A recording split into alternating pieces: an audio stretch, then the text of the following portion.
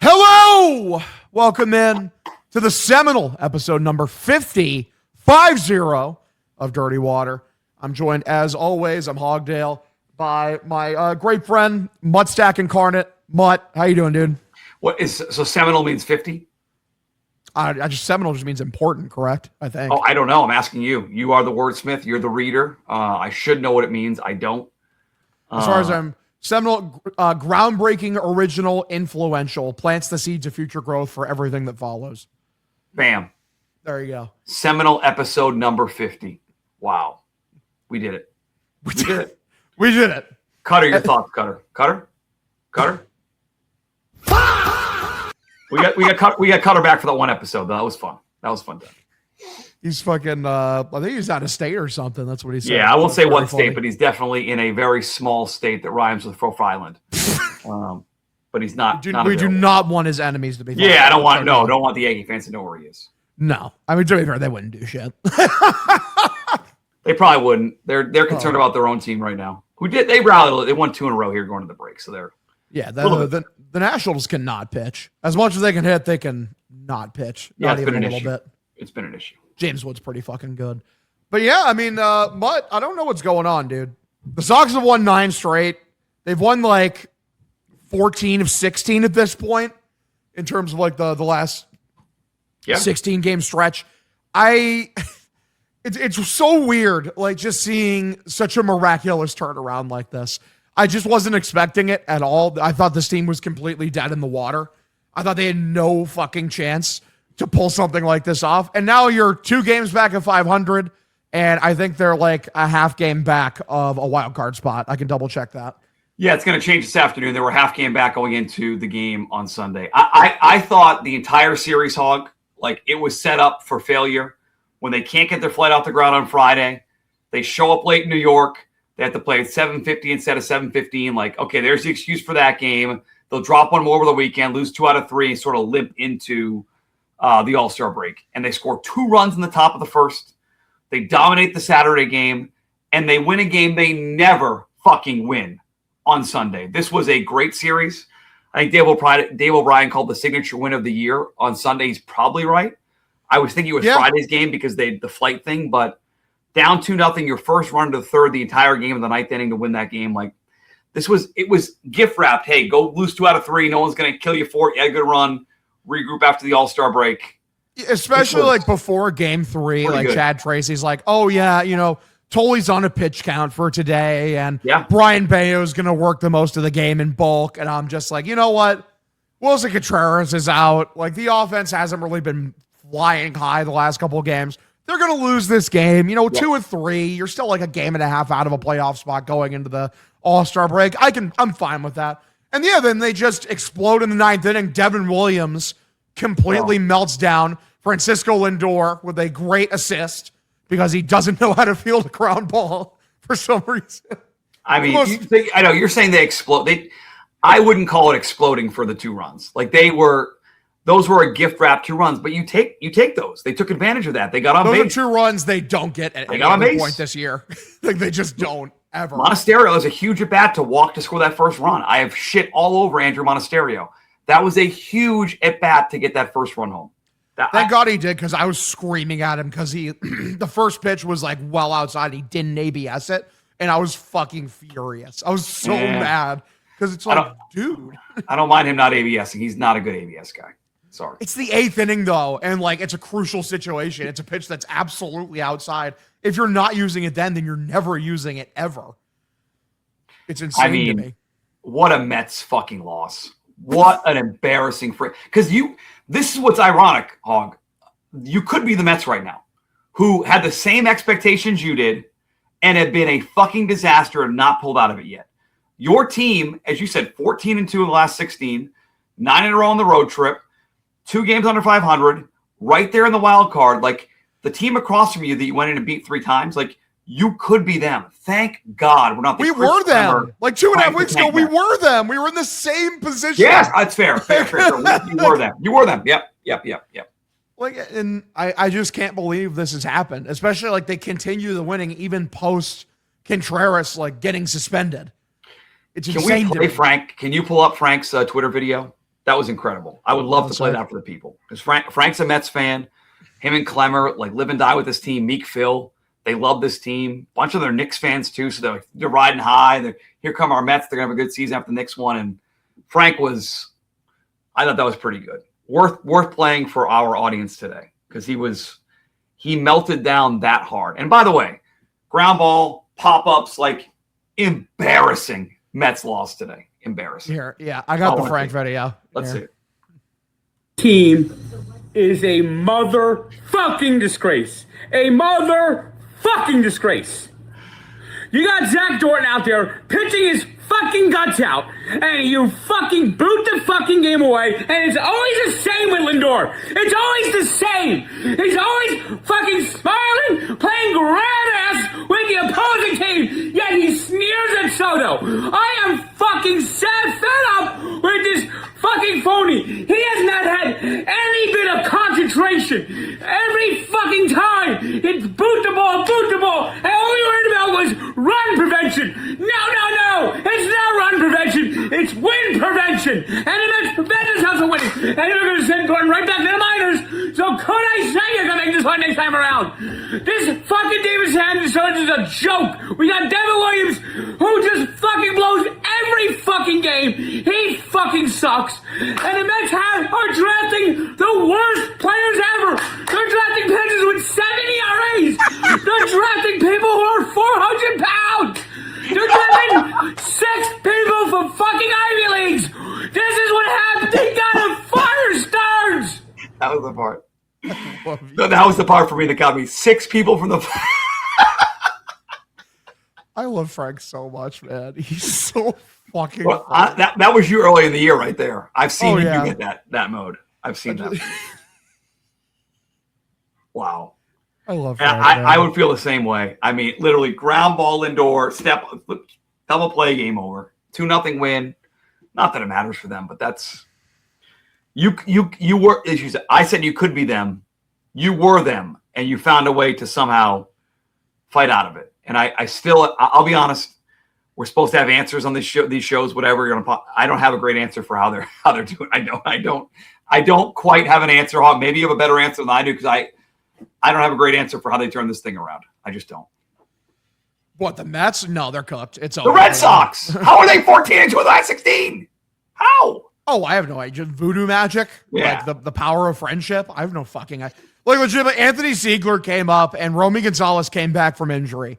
And it just completely changed the entire look. Okay, stop right. I understand that those two guys are part of it now, but the idea that Anthony Ziegler and Romy Gonzalez were going to be the big turnaround is insane. But they did, and they are. Pre them showing up, it's the worst team in the history of the Red Sox. Post them showing up, they can hit like a competent baseball team. They played competent small ball today. They bunted multiple runners over. They've bunted 6 games in a row. It's like 6 in a row or 6 or 7 where they've sacrificed bunted. Chad Sox are bunting. They couldn't do this earlier in the year. Like they tried to, but they failed every time. But now they could do it. It's just in their bag. They can manufacture a run. They were not capable of doing that. Like that's one of the most frustrating things about the team is they couldn't manufacture offense. Now they can. They did it. They did it today in this game to win it. Right in the 9th inning, they did. And then, as you said, in the 10th, they bumped the guy over. He scores. It's the game winner. Yeah, they're.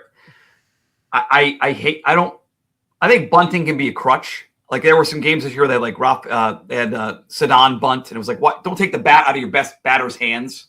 Willier had a bunt too early in the year. It's like, dude, what are you doing? But I get bunting today, and they're using it to their advantage. So maybe you're right that part of it is executing better. And that goes to the manager, Chad Tracy, who I've shit on the show quite a bit. I didn't know really what he was doing, but now the results are tough to ignore how well they're playing. He's thriving. He's thriving. The team's playing well. The pitching has been unbelievable. Seems like no matter who they throw out there, they're getting performances. Like fucking Eduardo Rivera or, Bayo comes back up out of the bullpen. Patrick Sandoval or whatever a couple games ago. He pitched well. He pitched well in his debut. Whoever the fuck they throw out there, like they're posting, and like the bullpen's has been rock solid too. Yeah, and the last couple of days especially, right? You bring up a guy who has not really started. he has to start. Then your bullpen picks him up after that. Today, again, Chad Tracy, some pretty strong moves. Like he has the plan for Tolle. It's going to be a short start. We go to Bayo. He manages Bayo the entire way. Brings in Chapman of the ninth on the road, which I thought was the right move. Then you have Whitlock to back him up to close. Like, yes, the bullpen has pitched well, but Tracy's done a good job with these guys too. That is a fact. Yeah, I haven't had any like major complaints for sure. Like, obviously, like seeing like Tolle's pitch count was limited. I thought that sucked, but I'm like, I get it. I understand the thought process. Yeah, he's probably already thrown the most innings of his career at this point. And he still pitched well. Like he had a tough first inning today, but he didn't give up a run or give up the run, buckled down after that. And like he's pitched so much. If you're going to make a run, he's going to pitch a lot in the second half. You want to protect him going into the All-Star break. I'm with you. I didn't love it, but it worked out, right? Even if they lost the game, like say they lose the game, they get and the Tolle gives up that run, and then Bayo gives up the run. Like you still would say it worked, right? The plan absolutely worked. Yeah.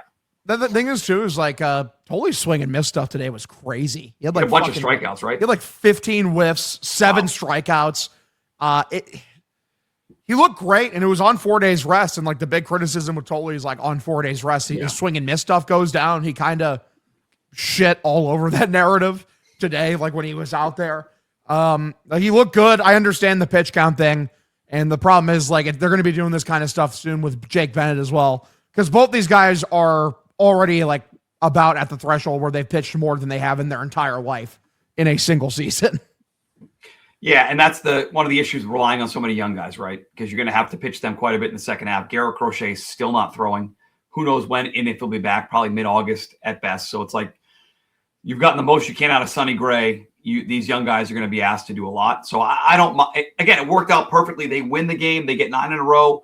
It worked out great, but I even like the process going into the start itself today by Tolle. Yeah, we really do need Ranger to be the minimum IL stint, please and thank you. Yeah. Because, like, it's just when you have to lean on these young guys so hard, like, you need vets to be able to eat consistent innings, like, as we push deeper and deeper into the season. And like you said, Crochet is still not throwing yet. He probably won't be back till like mid-August at the soonest. And if that, it might be even a little later than that.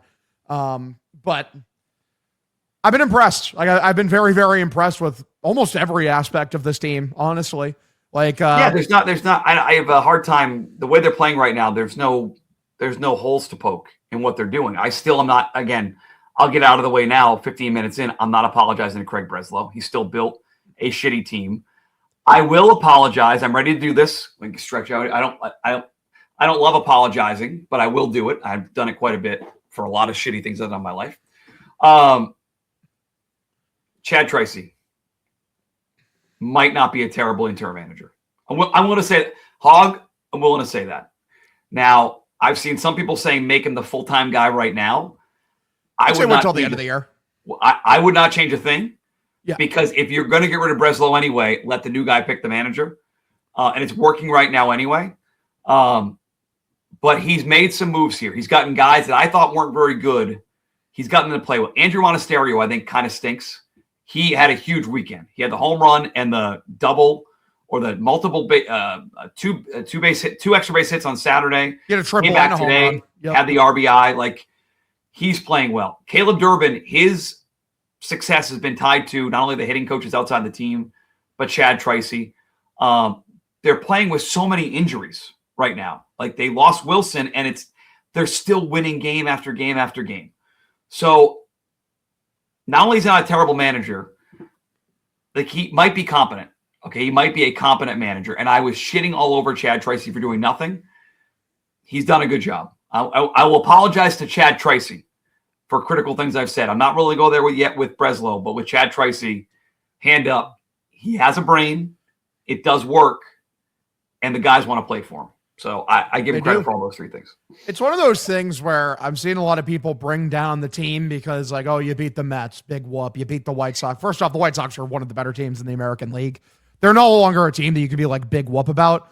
They're playoff. The White Sox are a playoff team. Yes. I agree. Like the White Sox, like you beat them. That was the first home series they'd lost since April. Like that's a great home team, and you beat them. Yeah. And it's like, oh, well, they still can't win at home. The last time we saw them at home, they swept the Yankees in 4 games. And like, despite how much the Yankees suck, they're still the the second best team in the American League right now, like by record, I believe. So I understand they're still not a playoff team as of today. But like when I see in the chat like the pump the brakes stuff, like why?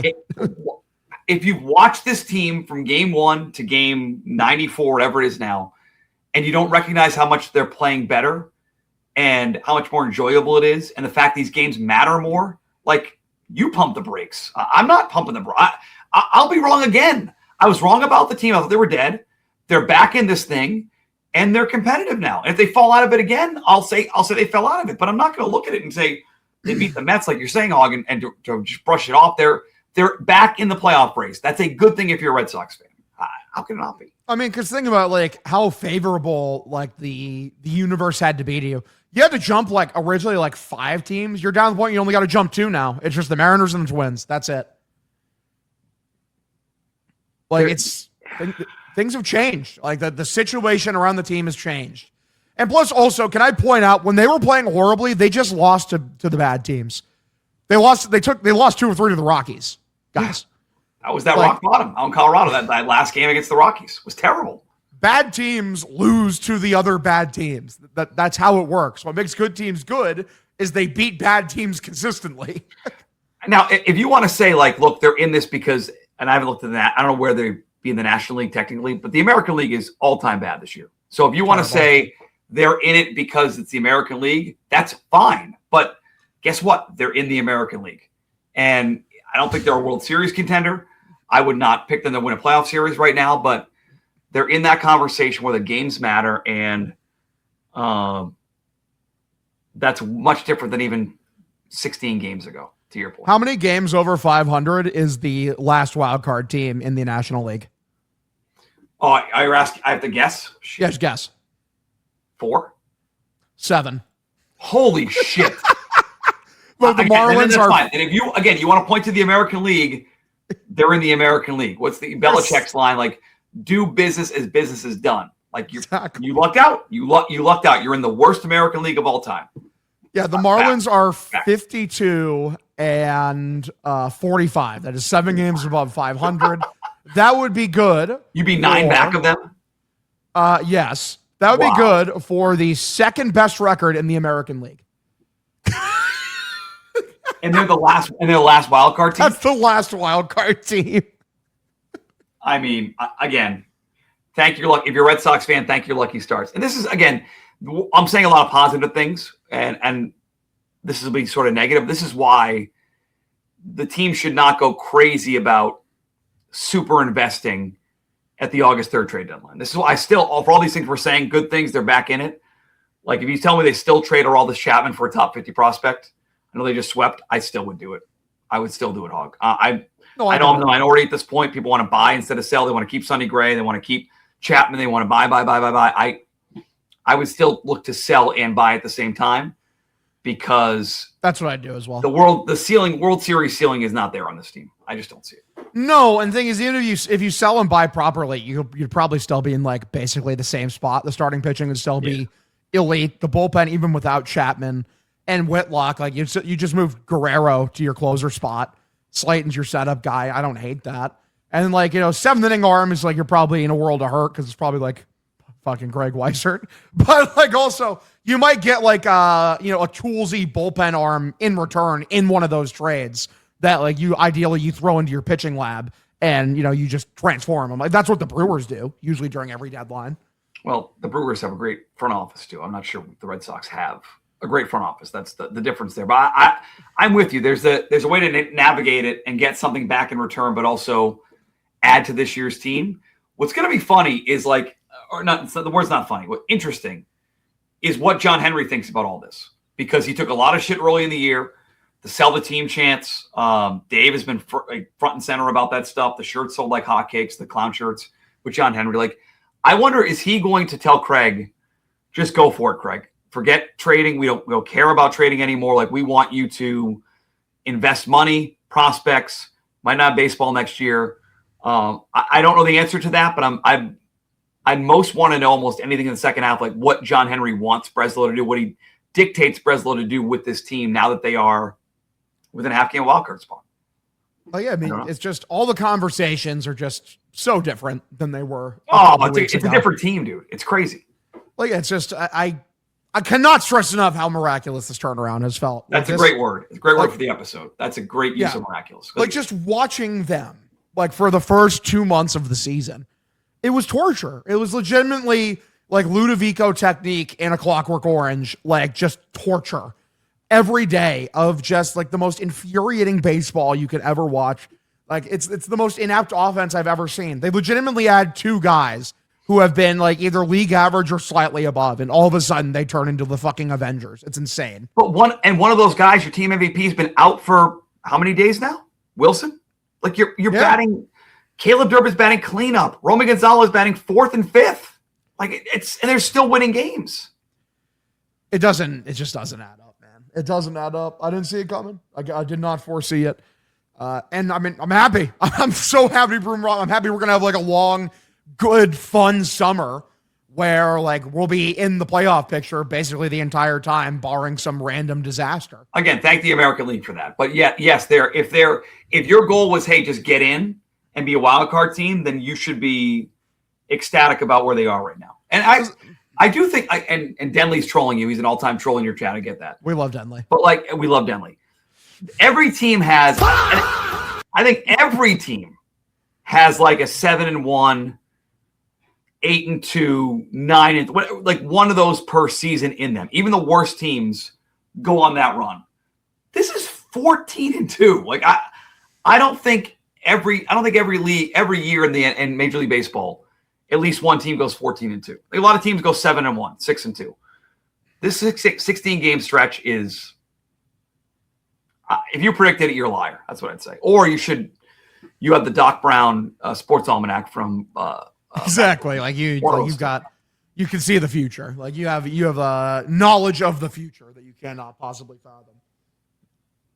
Yeah, you knew they were going to keep getting nothing out of the leadoff spot and keep winning games. Sure, you guys knew that. Sure. That's the thing is like, and because like now, like you look at where they are now, you're 2 games under 500, and they've legitimately had an injury crisis. Like. Garrett Crochet is out. Ranger Suarez is out. Like Contreras is suspended. Like fucking doesn't even go along with Roman Anthony. You know, your best player has been out since when? May 7th, 8th, 9th, 10th, whatever. Your 2 best players have been out for 2 months now. May never come back. Like Roman Anthony might just be gone. Like they just again, he died. I know some people on this podcast keep defending him, but like at some point it's like Roman, some progress here, brother. Like Bermuda Triangle, Roman. Maybe gone. He had a good career though. Good half season, and then he vanished. He's like, I must go. My people need me, and then he just dipped. And they're still winning games, and there'll be some bad stretches here in the second half. But like, again, today was their second win, trailing after 8. So today was a different animal to come back and win that game. Now the Mets were complicit, but. They don't win that game a month ago. Red Sox don't. No, because they just don't score any runs. Like they don't score a single run. Like even like in these games, we're like, oh, they only won like they scored like 2 runs and they won, and they scored 3 runs and they won. Yeah, man. Like a month or 2 ago, they just don't score any runs. Like instead of like 3 or 2, they score 0 or 1. It's just there's not. They don't fight in the 9th inning. The Montestero strikes out, doesn't walk to get that RBI. Like they just don't. They didn't put the ball in play to let the Mets fuck around with it, and boy, they fucked around with it. They sure did fuck her. Like I couldn't Jaron Duran even fluked his way into a nice little bloop single, and he was horrible in that game 3 otherwise, but he put the ball in play. He just didn't strike out feebly. That's all he had to do. Yeah. The bar was low for success against the Mets, to be fair. Yeah, the Mets are not legitimately they're like what, the worst team in the league now? Probably. I haven't checked the standings. I didn't look at the standings before he came on. I'm sure they're pretty close. I'm curious. I'm going to look this up. The Angels are bad too. I know that. The Angels are, oh my God, have they fallen off a cliff? They sure have, brother. 21 games under 500. Holy shit. They were right next to us in the standings like 2 weeks ago. Yeah, literally in the American League wild card, the Red Sox were a game ahead of the Angels. They were 14 and like 16 respectively. Okay, so yeah, the Mets have. You picked up 12 games. They've lost 6 or whatever it is. Yeah, the Mets have some stiff competition. Like the Rockies are 20 games under. They're 39 and 59. And then, yeah, it's the Angels who are my God, horrible. Will they make any trades at the deadline? Is Zach Neto available? That's the question. Probably not. I would take Zach Neto. If that meant Trevor Story not come back to play shortstop, I would love that. Anything to have Trevor Story not come back and play shortstop for the Boston Red Sox is what I need. He cannot wait to ruin the vibes of this team. He's so ready to make us all so miserable. Pips is yelling at me. I don't know if you could hear that, but that was funny. He's going to bring him back. And Chad's, again, I gave Chad credit, but he's a big Trevor Story guy. He's going to put him right back in at shortstop day one. I'm just so not looking for second or third. I actively dread it every time I think about it. I'm just like, really? Like, fucking. Well, I'll play. I'm in a good mood right now. Let's play devil's advocate. Let's say the injury was a big issue, comes back healthy, and we get the Trevor Story we got at times last year. Productive Trevor Story. Is that possible? Range of outcomes.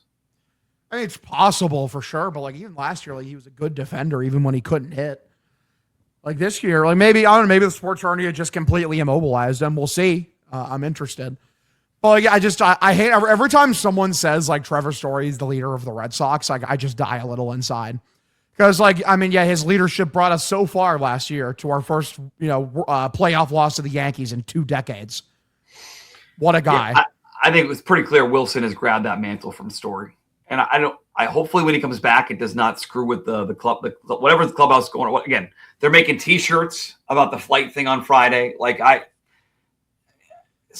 just don't mess it up, Trevor. Just come back. If we're being serious, this is Anthony Siegler's team. This is Anthony Siegler's team. Like this team goes like as Anthony Siegler goes.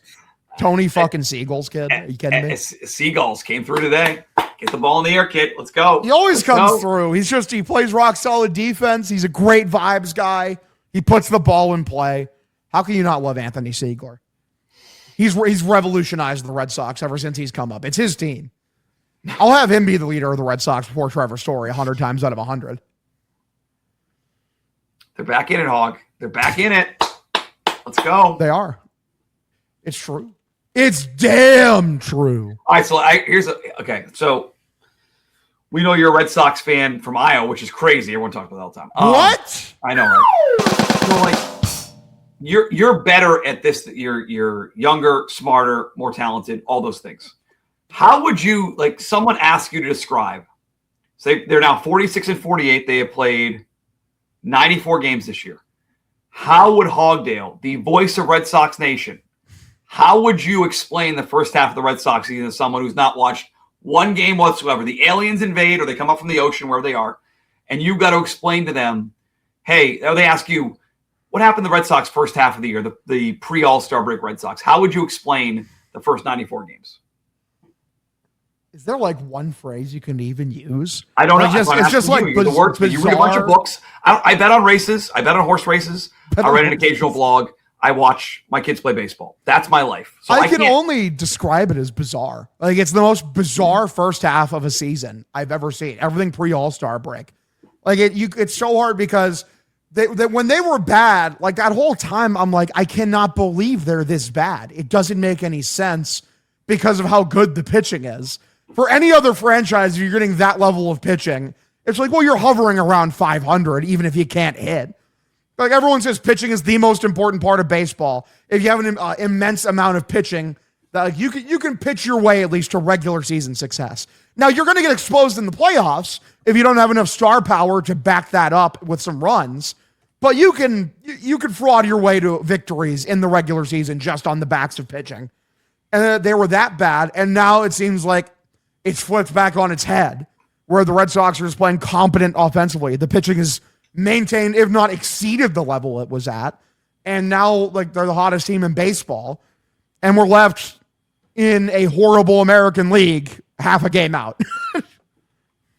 Yeah, you did a good job as I could do. I don't know how I would do it. It feels like it's a different team the last 3 weeks. And still the power is not there. And this is why I still put it on Breslow. And I still think in the long term, it's not a team I would be like, oh my God, they're going to make some run. The Yankees have 142 home runs, okay? And the stats say basically in the regular season, if you out-homer your opponent, you win about 65% of your games the last couple of years Major League Baseball. In the playoffs, it's 80% of your games. If you out-homer your opponent in that game, you're likely to win about 80% of your games. Yeah. The Yankees have 142. first in baseball. Red Sox have 85.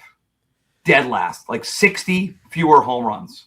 And mind you, these games that they've been winning have mostly been because they've been getting some home runs from Caleb Durbin and Andrew Monasterio yesterday, and fucking Anthony Siegler, of all people. These guys are giving you homers in opportune moments, putting a couple on the board, not just like, worthless solo shots, but they're hitting, usually like they're 2-run bombs. Like you're making them pay for making a mistake. Like the difference between like when a pitcher makes a mistake and you poke a single down the line or leg out a double, as opposed to guaranteed runs from a homer, like that's all the difference. Like it's so simple, but like if you out homer your opponent, you're going to win. That's why star power is so important in the playoffs, because those are the guys that are going to hit homers in the most important spots. And they can hit homers against good pitching, right? In the playoffs, you're facing good pitching. Like that's the other issue here, is that they have the fewest home runs in baseball. And when you get to the playoffs, you're playing much better teams, much better pitching. Like, again, no shot at your boy Anthony Siegler, but are you counting him to hit bombs in a playoff series against like the Yankees or Rays? No, like he's one of those guys. This is where it's like Wilson Contreras, Roman Anthony, Wilyer Abreu, another bat they might get. I'll say it out loud. Trevor Story has at least some history of big at bats. Like, this is where, again, long term, there are still questions about their run, but in the short term, you can't challenge what they've done. But a lack of power is still the biggest problem with this Red Sox team. Not close. Absolutely. Did you hear that report? I think it was a Bob Nightingale thing. So obviously, take it with a grain of salt. Great. Yeah, take it with a grain of salt. But apparently, James Wood was available last offseason. Which sounds dumb to me. James Wood and C.J. Abrams, like both guys. Well, both of them were, but I'm focusing on James Wood because he's way better. I've heard you mention Fernando Tatis the most, I think, but I would say James Wood is second of guys you mentioned, like that you want to wish cast in the Red Sox roster. Yeah, because James Wood is him and Yordan Alvarez are the closest thing to I forgot about Yordan. Yeah. Yeah, like those guys are like the closest thing to like gods with a baseball bat that play baseball right now. Like, they're so good, and people have talked about like James Wood as a batter compared to like Junior Caminero. Like, who's better? I'm like James Wood, because James Wood, like he has the same level of power capability, but also like he walks at a fucking 17% clip. Like, he walks like Juan Soto, and he hits like Barry Bonds basically pre-roids, which pre-roids Bonds was still like an MVP hitter. Josh is right. Imagine him hitting Fenway Park. Dude, oh my God, it'd be so fucking erotic. Because the thing is, too, like with James Wood, is like he has a shit ton of doubles and he steals a decent amount of bases because he's not slow. He's big and he's athletic. Like, he's slightly above league average in terms of sprint speed. He's a good base runner. Like, yeah, he's bad at defense. Who cares? Who cares? Like, if he was at Fenway, just stick him in left field. Who gives a shit? I'm going to say, between him, you can, if Sedon's in center and Williers in right, you can carry a bad defensive outfielder. Like Jarren Duran, we thought was going to be another bad. He's had a much better defensive year than anyone expected him to have. But you can carry one bad outfielder with those two guys out there. Sign me up for him right now. Here's a trivia question, Mutt. Would you build a deal like? Just like Duran plus a prospect plus a young pitcher? Is that enough? Probably not. For James Wood, no. Now I'm doing it. For James Wood, you'd have to throw in Tolley. He's like one guy I'd trade Tolley for. I'm being a moron about. Here's the deal. There are 13 offensive categories on Baseball Savant. James Wood is top 1 in how many of them? Out of 13 on Savant? Out of 13. 9. No, it's too high, sadly. 5, though, which is insane. He's number 1 in xWOBA, number 1 in xSlug, number 1 in average exit velocity, number 1 in barrel rate, number 1 in hard hit rate. Like, when James Wood hits a ball, he exclusively murders it. He exclusively kills it and its entire family. 985 OPS on the season. The guy's just such an animal. 28 homers before the break, or going into the break here. There's been some crazy power outbursts this season. Multiple guys are going to hit 50 at this rate. Nats have 136 second in baseball in home runs. Astros are third. They can give up Isak Paredes. Come on, Houston. Give him on, Houston. Ran for Paredes straight up. Come on, make the deal, Houston. Make the deal. Like, dude, but as good as Junior Caminero is, like, he walks like 5% less than James Wood. It's a 12.8%. Oh. Like, and his fucking Savant page is beautiful. But like compared to James Wood, it's a bum. Is Data Wizard right? James Wood under contract through 2030. Dude, yeah, he's still in pre-arb. He's under contract forever. No shot. Like if you're like, that's the thing is like when they traded Soto, I think he had 2 years left on his deal. They had like the year he was playing and then 2 more years after that. Isn't the Red Sox guys there now? And they're not going to trade him. There's no shot. Sorry. Yeah, because it just sounds so stupid. Why would you do that? Yeah, they're not dumb, unfortunately. They're not. It'd be funny if they did. They're smarting over giving up Jake Bennett in that deal. They don't want to get. Yeah, give us Jake Bennett back. No, give me Jake Bennett, Duran, Arias make the play. It'd be also like Ianson and because think about when they traded Soto, like it was for Wood and Abrams and Gore and something else. And James Wood is that caliber of talent. The guy's unbelievable. It's kind of crazy. Like they went from Juan Soto, they went from Bryce Harper as their right fielder to Juan Soto to James Wood. And you're gonna lose all of them. Like that's kind of brutal, dude. You can never pay them. Yeah, that's the problem. Yeah, I remember I'm old enough to remember when they offered Juan Soto $400 million, and people called Soto stupid for declining the money. Then he doubled it up. You got a lot more than that. I'm gonna say. He got $800 million.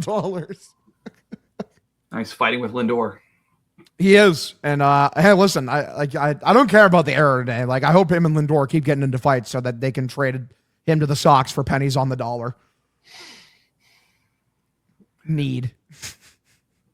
Let's see here. Other than that, like I said, obviously the series, like we've gone over and over about it. Just Miraculous, improbable, wild series. Like I know you called it's miraculous. The season's been miraculous to turn around. The series itself, just sort of between the flight and then the being. Yoshida was great in this series. Like thinking about it, Yoshida, like in the first 2 games, he was going crazy. He's locked in. Like I've loved Yoshida. Like they've been getting contributions from guys that like were either written off or just like, like a couple weeks ago, like who the fuck are you? Well, like Bayo today. I mean, you were writing the game off once Bayo came in and Bayo pitched well in relief. Like that's all hands on deck. They've needed everybody. Well, yeah, it's just like they've been doing such a next man up mentality. And it's been working for them for sure. And like I said, like it makes the deadline interesting. That's all I've ever wanted, is like it's not clear what the path forward is. Like Breslow has a multitude of options he can take. That's also a problem because it's Breslow. That's the other issue is that. Yeah, I think Breslow has to prove some narratives wrong because he's a horrible deadline executive. Yeah, he's failed some deadline. And the team has too. Like I will say I'm interested to see how they play out of the break because they've been so bad out of the break under Cora. That is the huge litmus test to like how legit this team is like, like there is a question of like, what's it going to look like as soon as the break is over?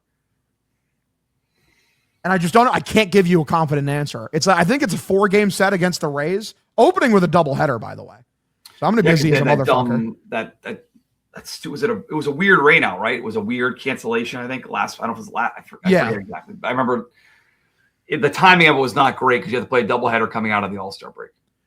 Yes, it's not great. Like, so yeah, on that Friday, I'm going to be busy as shit pulling a double shift. But I can't wait. It's going to be fun. 4-game set. And the second half of that doubleheader is when you get Wilson Contreras back. Who's also part of the home run derby. I think it sounds like his foot's okay, right? He's going to take part. He was taking swings today with the Bowser bat. I thought that was pretty neat. I love the Bowser bat. Do they allow that kind of shit in game, or is it a no? Probably not. Baseball is kind of boring. Like I know like kids have like pencil bats now, and they like I don't think baseball allows it. They're too rigid, too stick in the mud. These guys. One more. So you were on the air Friday when they missed the flight. They get there late. Was there ever a full, other than Peyton Tolley eating 5 donuts or whatever, was there a good reason why they sat there that long on Friday? No, because like why didn't they just fly the night before, like right after the game? Or at some point during the 8 hours you were there on Friday?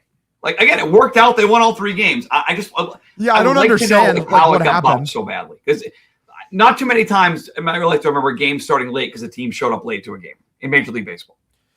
No, like that's very rare. It's very bizarre. I mean, I was just like, I really hope this doesn't, completely turn the vibes around. Like, no, And I think it fueled them even more. Air travel did not screw the Red Sox. How about that? What is with this Red Sox team and air travel? Like last year, they had the thing with like the flight with a fuck ton of turbulence and shit, and that spawned they're freaking out. So they do that thing at second base with the turbulence. Yeah. There was another one this year where Contreras was chirping Delta on Instagram because they fucked up too. Yeah, the Sox have beef with the airplane industry. Like they have had enough. But they won all three. They fucking won all three. They won all fucking three. Like, it's funny because, like, there's not really a ton of, like, in terms of individual player performances, not a ton of new storylines because it's the same cast of misfits just constantly contributing. Yeah, if anything, Caleb Durbin had a rough series, honestly. Yeah, and, like, I was thinking, like, first half stuff, like, but, like, first half MVP, of course, is Contreras. Yes. First half Cy Young is Sonny Gray. Although, would you say Sonny Gray or Aldis Chapman for first half Cy Young for this team? To me, I'd say Ranger. I think Ranger has eaten more innings consistently, and he's been just as good as Gray. 11 wins at the I was thinking Gray or the close because Rangers at a 315. Gray. Well, think how often how many 2-week stretches with Chapman pitch where he didn't touch a baseball? Remember, again, Bob Nightingale, shout out Bob, was like, hey, he'll be fresh for the second half because he had pitch. No, you're right. It's Gray. A 254 is crazy. He's had an insane first half. The AL sucks, but he's been good. He's been good. No, not good enough for the All-Star game, though. Yeah, that was weird. I don't quite get it. They're getting disrespected. It helps our narrative. No one believes in us. No, that propels Sonny Gray in the second half until he eventually gets traded. I'm okay with that. That's the thing is, like, I'm still sitting here, like, I still think Chapman and Gray are gone. Like, I do. I wouldn't be surprised if they hold on to Contreras unless they get absolutely blown away. Sonny Gray, even more than Chapman, they have to trade. They have the starting depth to do it. Because someone was saying universe does he pitch better. Yeah, in no universe does he pitch better than how he's pitched this first half. You sell at the peak right now. Sell. Have to. It's a good take. Like, yeah, I mean, like Chapman will get you insane value. Gray gets you insane value. I'm just interested to see like what the strategy is for buying as well. Because like I don't think you do a pure sell. I think you do you be aggressive, you be smart, and like obviously we're asking a lot for Craig Breslow here. So that's the issue. I still don't trust him, man. I just don't. I trust Chad Tracy way more now. And I'll say I also don't trust John Henry. I wonder if part of him is like, hey Craig, you can make moves, but you can't take on a bunch of salary. We're not going to do it. That's not. People, it's been sort of lost because they've gotten back in this thing, but he's still a guy with a budget, doesn't want to spend. They should be spending more. They're not spending more. He could veto Craig could come to him and say, hey, Tatis available. We can get Fernando Tatis. Do you want to do it? Nah, too much money. I think he'd do it. I think he'd because remember, like they offered $700 million for Juan Soto because like in Henry's mind, he's like fucking like that'll sell 8 billion jerseys. You have any idea how like hotcakes a Fernando Tatis Jr.'s jersey would sell at Fenway Park? Plus, he's not even making crazy money. It's like Trevor Story money. It's like $23 million. It's but they want to pay Bregman though either. So again, maybe they made the right call. Bregman wanted $35 million per year though to 40. Like that's 12 to 17 more than what you'd be paying Tatis. Yeah, and it'd be funny like if he does go in and take on some salary, maybe he has some insight. There was a big executive like billionaires camp this week. He was there with Rob Manfred, and I wonder if he and Manfred talking about what baseball could look like post lockout. Does he have an idea, inside info that hey, there is going to be some sort of cap? We can go up to this cap at least and still be competitive, and Tatis would still fit under that. I'm not going to get myself all excited about the team going out and buying, knowing that John Henry still decides the budget of this team. That's the issue. It's interesting because if you move Gray, that's a decent chunk of money coming off of your books. Although doesn't St. Louis picking up some of that though? Some of it for sure, but I still think like someone did the math and the Red Sox are still paying like $20 million this season. Like even with St. Louis picking up a chunk of it because he got a bag from St. Louis at the time. Like Chapman's due to make I think like 10 or around there. Like he took honestly like a sweetheart contract compared to what his value is. Honestly, yeah, if that was a Breslow move, that was a good move.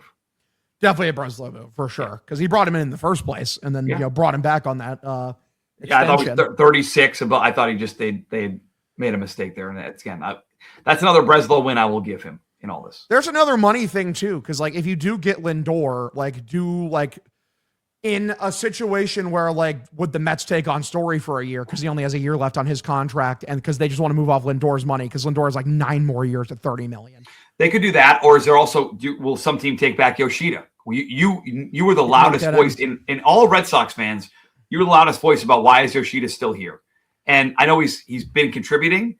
But at some point, I hate to say this out loud because it's never going to happen. But if Roman Anthony does come back, like Roman, you're allowed to come back. All of a sudden, the logjam is the same as it's always been. We're back to the Cutters on here. He's yelling about logjam. Where are you guys going to play? Like, if maybe you can take on Lindor and give back Yoshida as part of that too. Like, I'm glad you brought up Story, but there's other salary they could give as part of that. Yeah, they have bad money, and like luckily that bad money, I think post lockout will all be off of the books. I think let me double check that to be sure. But I'm pretty sure post lockout, like Story and Yoshida will be up, like assuming like it's the entire year.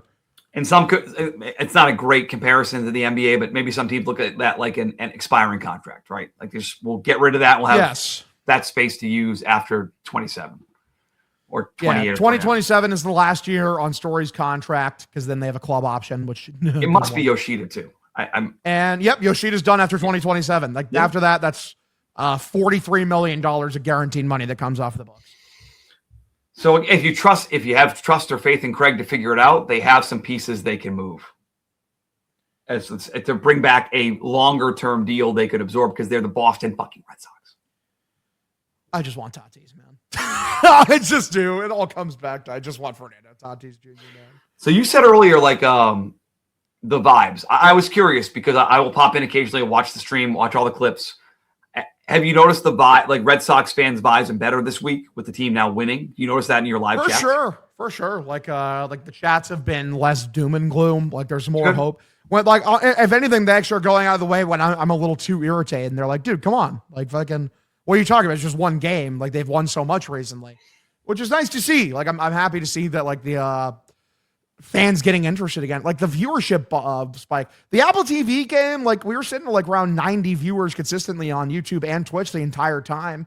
Awesome. Usually like when they were losing, we were sitting at like 45. So the audience doubled. Yeah. Like so many more people watch when the team is good, which I don't blame them for. Because like, yeah, like who wants to watch a fucking piece of shit, boring, worthless ass team? Yeah, they're fun to rant about when they're bad, but you don't want to watch them. I totally get that. But I only asked that because they were so bad early, Hog. I do wonder, is there some percentage of fans that just said, screw it. I'm done. I'm done with this year. See you later. But it's good to hear that you're seeing that in your live streams during the games. That's good. It makes me happy. It makes me happy also, like, because my viewership spikes when two different things happen. When the Red Sox are being embarrassing and doing something horrible, or when something great happens. Either situation, it's like people think of me, and they're like, oh, I'm gonna go see what Hogdale's up to. What's he screaming about? Is Pips around today on the stream? Let's go check it out. Yeah, of course.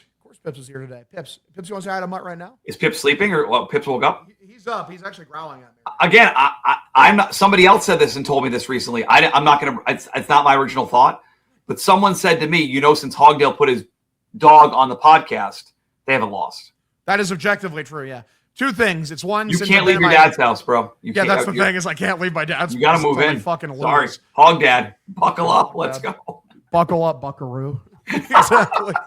Fucking. Ever since I've been to my dad's house, ever since Pips has been down here recording with me, is the fucking, like, the Sox have yet to lose. It's unbelievable. Come on, Pips. Get up there, Pips. Come on, buddy. I know he's being an asshole. Pippy, come here. Don't be shy, buddy. People want to see you. Come on, come say hi. Big Pop, I'm with you. I like the ambiance in the background. Also, someone mentioned to me that they're 9-0, whatever, since my head's not in the background with the pictures in the back. My baseball head. Fuck, that's true. That What's might up, be Pips? the overriding verse. Oh, he hopped down. He said hi. Good dog. Good dog. Oh, you good boy. Yeah. You want to come back up? Make sure you get a piece of cheese later, Pips. Some good cheese. Cheese slices. Now he wants no party. Oh. He's back. There you go, buddy. He's a good dog. Yes. Yes. That's all I needed. There you go. What are you doing, buddy? You go, boy. Hi, Pips. He's a funny looking fella. Pips, you've been on the podcast more than Cutter recently, brother. Pips is a staple at this point. Pips does love the hog, that's for sure. Pips loves the hog. He does. He's a good hound. How does Pips get along with your kids? There's no kids. There's no kids to get along with. Oh, okay, chat. No They're kids. Fake. Okay. There's no kids. Okay. Sure. There's no fucking kids. There's never been any kids. It's nice that Major League Baseball invited them all to be in the outfield for the home run derby. Yeah, if you check, all of and Marty Bush going to be out there in the outfield with them. Hell yeah. Yeah. Marty can hang out with like my 30 kids, just hanging out, catching fly balls in the outfield. Barnaby can make plays, man. Barnaby's got a good first step. Smooth with it, for sure. Someone said Pips is your kid. True, he is my son.